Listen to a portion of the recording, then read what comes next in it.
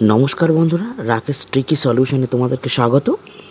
কিছুদিন আগে থেকেই খবর পাওয়া যাচ্ছিল যে এমপ্লয়মেন্টের ব্যাংকে টাকা ঢোকানো হবে। তো জানো, এখনও 4 মাসের টাকা বাকি রয়েছে। জানুয়ারি, ফেব্রুয়ারি, মার্চ, তো 3 মাসের টাকা দিয়েছে। মার্চ, এপ্রিল, মে, জুন, জুলাই এবং আগস্টের টাকাও একরকম বাকি। তো এপ্রিল, মে, জুন, জুলাই 4 মাসের প্রায় 6,000 টাকা বাকি রয়েছে।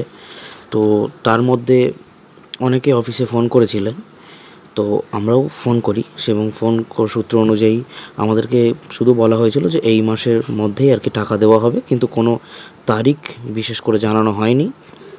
তো এটুকু জানা যাচ্ছে যে 15 তারিখ থেকে 20 তারিখের মধ্যে ব্যাংক অ্যাকাউন্টে প্রথম 2 মাসের টাকা ক্রেডিট করা হবে।